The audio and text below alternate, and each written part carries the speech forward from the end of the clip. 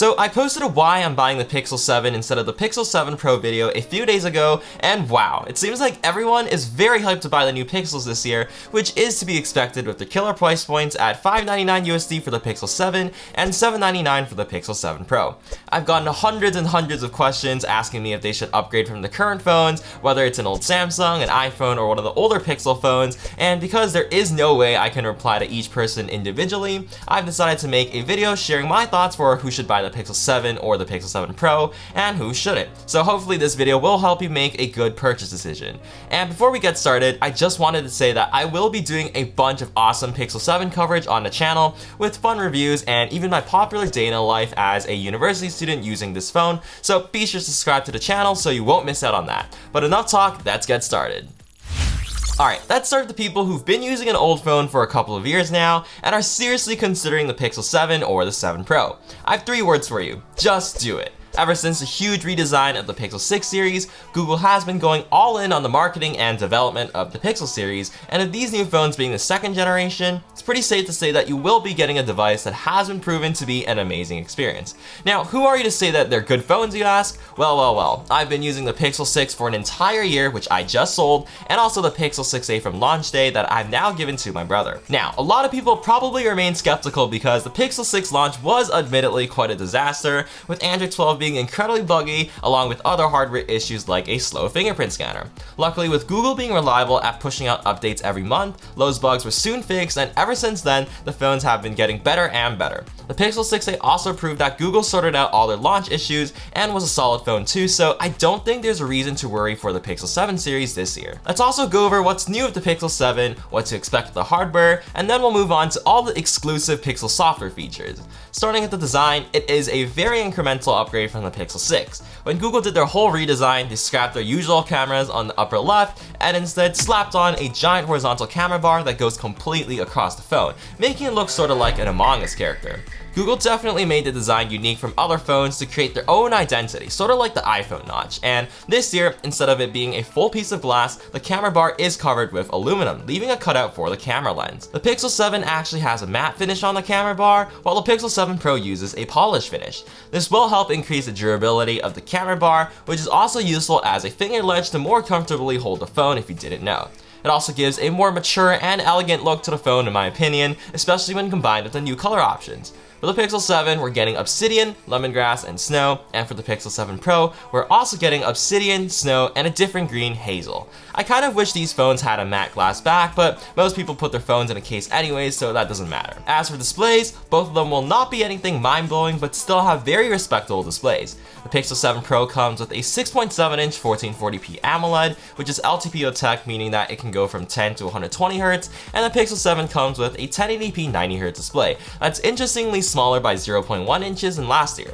That's actually a good thing though, because with the ever so slightly smaller display, you're getting a more compact phone that has less width, height, and thickness, not to mention you're shedding off almost 12 grams of weight compared to the Pixel 6. I know with the launch of the Pixel 6a, many creators, including me, actually did prefer the compact size and a lighter weight of the 6a, so this is actually a welcome improvement and actually a reason to pick up the smaller flagship. And as for the performance, both of these phones will be running Google's own custom Tensor G2 chip, which isn't built for extreme performance as shown in the benchmarks, but it is focused on performing more AI-driven tasks, which I will talk about right after.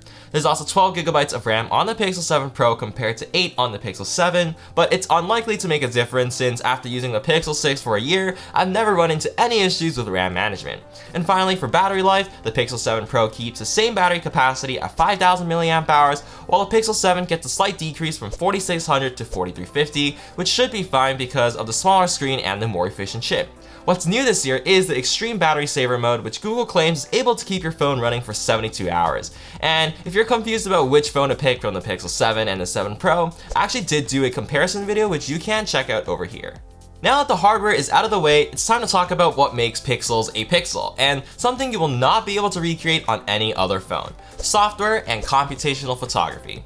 Using my Pixel 6a as an example, let's talk about software. These phones run Android 13 on Google's amazing Pixel UI, which is an absolute treat to use. It's really simple to use, and the Material You theme that forms around the color palette of your wallpaper does make the phone feel more fun and personalized. There are also so many small touches in the UI that really add to the experience, such as a little bobbing effect when you get to the end of content, the absolutely amazing haptics you feel in typing on the keyboard, or the way the black fades in and out from the power button when you click it. Always on display is also both beautiful with a big clock, your battery percentage, and even feature where the phone automatically identifies any song that's playing in the background, which is basically a built-in Shazam. And with the smart AI in the phone, you also get a ton of smart features like call screening, which lets Google Assistant take unknown calls instead and helps you avoid scam calls, having the ability to easily copy any text or images from any app, and best of all, an insanely powerful voice dictation feature on the Pixel. With this special voice dictation feature, Google's able to make transcriptions incredibly fast and accurate, and all offline. It can even fix grammar mistakes, do auto-punctuation, and even send by voice. It's been an absolute game changer for me, as it often replaces finger typing, especially when my hands are busy, or when I need to reply to many YouTube comments at once. By far my favorite feature of the phone, and it still blows my mind to this day. As for computational photography, I personally believe Pixel phones are the best point-and-shoot experience on any phone. Google's camera processing makes these the best processed photos out of any phone camera, and yes, better than Samsung, and definitely the iPhone. The cameras are extremely consistent with pictures looking beautiful and punchy, with everything being evenly exposed so you won't have any crushed shadows or blown out highlights. The colors are also very consistent and look vibrant without being unnatural, which make these photos social media ready. The experience is truly unmatched, and I'd even be confident taking photos on my old Pixel 2 XL nowadays. You're also getting a ton of camera features enabled by the AI in the Tensor chip, such as an AI feature where Google makes sure that faces aren't blurred, a top shot mode where you can pick the best frame from each image, and even a cool magic eraser feature that's made possible by the Tensor chip. Basically, with the magic eraser, you can erase pretty much any object or distractions in the image decently well, as long as the background is simple enough. And new this year is the ability to sharpen and unblur any photo you've taken in the past on Google Photos, which is absolutely mind-blowing and probably really useful.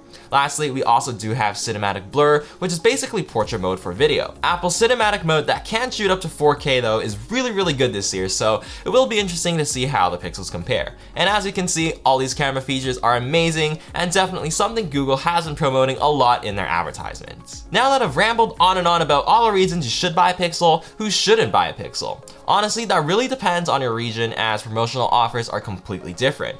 For people who currently have the Pixel 6s, I would say no to upgrading this year, as the updates are only incremental and you won't notice much of a difference. If you're in the US though, that's where you can get some really incredible trade-in deals and get the new phones for dirt cheap. I've also heard that in Europe, when you buy a Pixel 7, you'll get a free pair of Pixel Buds Pro, and with the Pixel 7 Pro, you'll get a free Pixel Watch, which is just absolutely insane. If you live outside those regions and are unlucky like me who lives in Canada, prepare to be disappointed, as the only promotion is a free $100 to $200 gift card. As an example, trading the Pixel 6 here is worth the equivalent of $200 USD, in which I would have to shell out $700 more for the Pixel 7. Add the Pixel Watch and you're looking at a $1,200 purchase with the trade-in. But even still, Google has priced these phones very well, and if you don't have the financial means to pick up the new Pixel 7s, the Pixel 6a that was only launched a few months ago is still an excellent option. You should definitely check out my review if that's something you want to learn about more. And that's basically it for the video. I hope I helped you make a good purchase decision today, and if you like this video, don't forget to smash that like and subscribe button for more awesome content. I will be making some awesome videos with the Pixel 7, and especially my popular day in the life vlog, so definitely stay tuned for that. On that note, have a good one, and I'll see you guys in the next one.